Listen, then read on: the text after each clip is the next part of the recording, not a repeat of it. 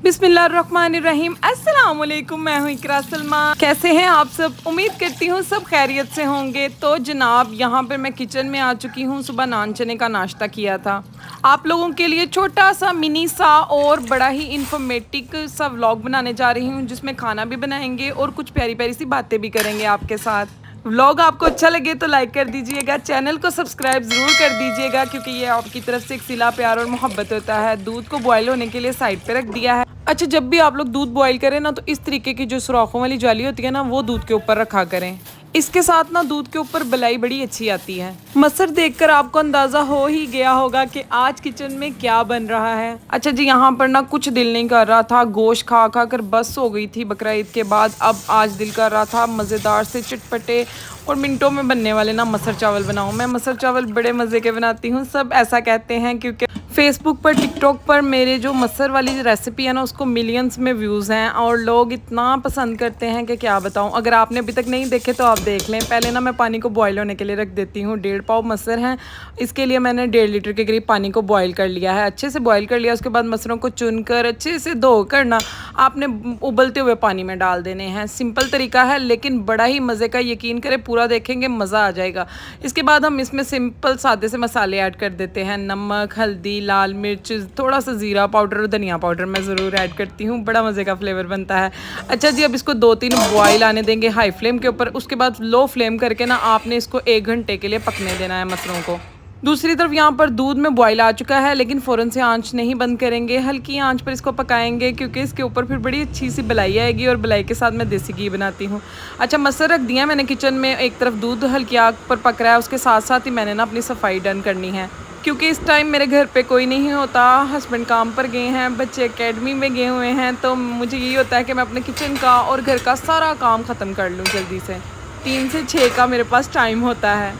ये देखें, यहाँ पर मसर पक रहे हैं। मैंने आपको एक दफ़ा दिखा दिया है। अब ना सेंटर में आपने बार बार चम्मच को चलाते हुए देखते रहना है। ये नहीं कि बिल्कुल ही आप इसको छोड़कर भूल जाएं, और फ्लेम आपने बिल्कुल लो ही रखनी है। ये देखें इस तरीके से। अच्छा जी, मुझे यही होता है कि अगर मैं किचन में कोई काम स्टार्ट किया है ना, तो फिर मैं सारे जो पसीने वाले, जो जिसमें मुझे गर्मी लगती है, पसीना आता है, वो काम साथ साथ ही ख़त्म कर लूँ। चावलों को मैंने भीगने के लिए रख दिया था। एक खुले से बर्तन में पानी डालकर ना दूध इसके ऊपर रख दिया है, ताकि जल्दी से ये ठंडा हो जाए और इसको मैं फ्रिज में रख दूँ। जितनी गर्मी है ना, अगर हल्की सी भी लापरवाही करो ना, तो दूध ख़राब हो जाता है। और आपको पता है हर चीज़ पैसों से आती है और पैसे बड़ी मेहनत से कमाए जाते हैं। अच्छा जी, यहाँ पर चावल भीग चुके हैं, मसर हमारे पक रहे हैं, लेकिन अभी ये देखें यहाँ पर इसके अंदर ना तकरीबन पौना घंटा हुआ पकते हुए, तो हल्का सा पानी है। इस तरीके से चेक कर लिया करें। जब ये पानी और मसर यकजान होंगे ना, तब हमारे ये डन होंगे। अभी इसमें मज़ीद कसर है, तो इसको 15 से 20 मिनट के लिए मज़ीद कवर करके रख देंगे। दूसरी तरफ यहाँ पर मैं वाइट चावल बना रही थी। वाइट चावल बड़े सिंपल और सादे तरीके से बनाती हूँ। आप लोग भी कमेंट में बताइएगा कि आप क्या इस तरह से वाइट चावल बनाते हैं या नहीं।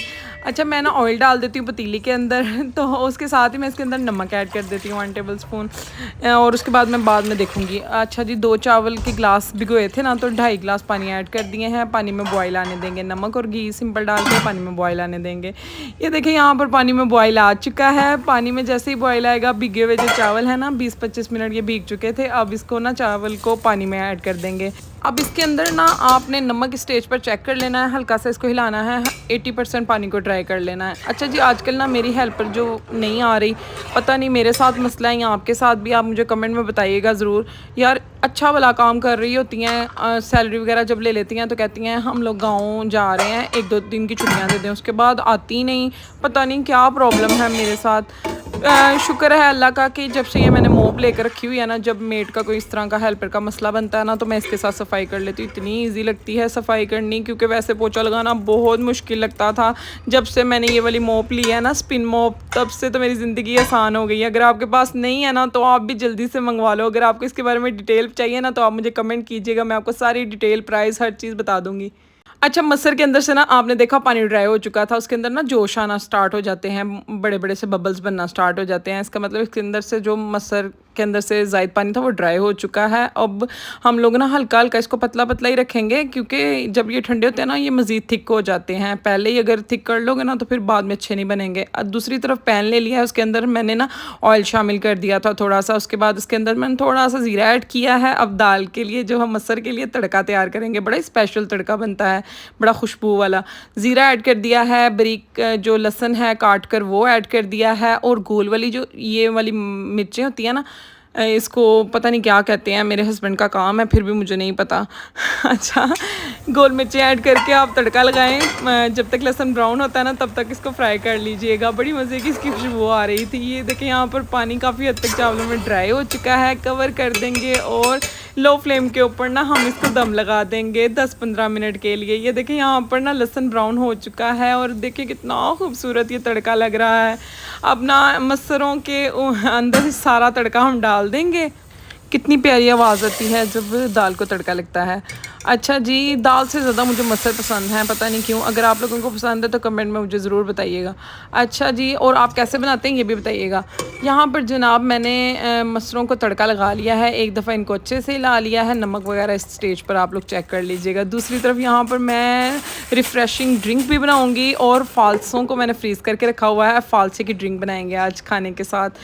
गर्मी बहुत ज़्यादा है, क्योंकि सब खाने से पहले पूछते हैं कि पीने के लिए क्या है, तो मैं उनके आने से पहले ना रिफ़्रेशिंग ड्रिंक जो है वो ज़रूर बनाती हूँ। अच्छा, फ़ालसों को ना छोटे छोटे से पैक, जितना भी आपके घर में शरबत बनता है ना उतने अगर पैक बना के रख लेना तो फिर बड़ी इजी हो जाता है काम, और ना बाद में फिर बर्फ़ वगैरह भी ऐड करने की ज़रूरत नहीं पड़ती।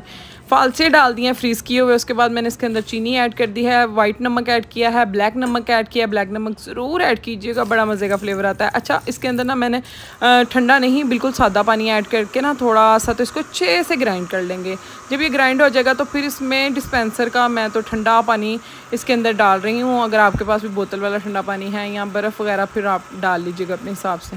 अच्छा जी, पहले आपने अच्छे से ना थोड़ा सा पानी डाल के इसको अच्छे से ब्लेंड करना है। उसके बाद ठंडा पानी ऐड कीजिएगा। ठंडा पानी ऐड करके ना जितना भी आपने ऐड करना है उसके बाद दोबारा से एक दफ़ा इसको अच्छे से ग्राइंड करेंगे, और इस तरह की कोई भी स्ट्रेनर जाली लेकर ना उसके अंदर इसको स्ट्रेन कर लेंगे। ये देखें यहाँ पर हमने अच्छे से इसको किया था ना ग्राइंड, तो इसके अंदर सिर्फ बीज रह गए हैं, पल्प सारा ना शरबत के अंदर चला गया है। अच्छा, फ़ालसे के शरबत को पीकर जो ठंड पड़ती है ना उसका कोई जोड़ नहीं है। चावल हमारे रेडी हो चुके हैं, आप देख सकते हैं कितने खिले खिले से चावल बने हैं, और मसर भी हमारे, और कितने शाइनी और ख़ूबसूरत लग रहे हैं। यहाँ पर आप लोगों को मैं बताऊँ कि मैं तो बग़ैर अचार के कोई चीज़ नहीं खाती। अगर आपने मेरी अचार वाली रेसिपीज़ नहीं देखी तो मैं एंड पर लगा दूँगी, आई बटन पर लगा दूँगी, आप जाकर ज़रूर देखिएगा।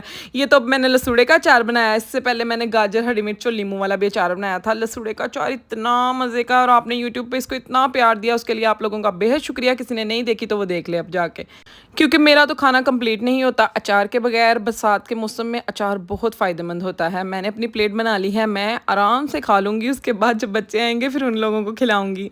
वीडियो को लाइक, चैनल को सब्सक्राइब कर दीजिएगा। छोटा सा मिनी सा व्लॉग बनाया, अगर आपको पसंद आए तो मुझे ज़रूर कमेंट में बताइएगा। मैं नेक्स्ट टाइम से भी बनाऊँगी इंशाल्लाह। अल्लाह हाफ़िज़।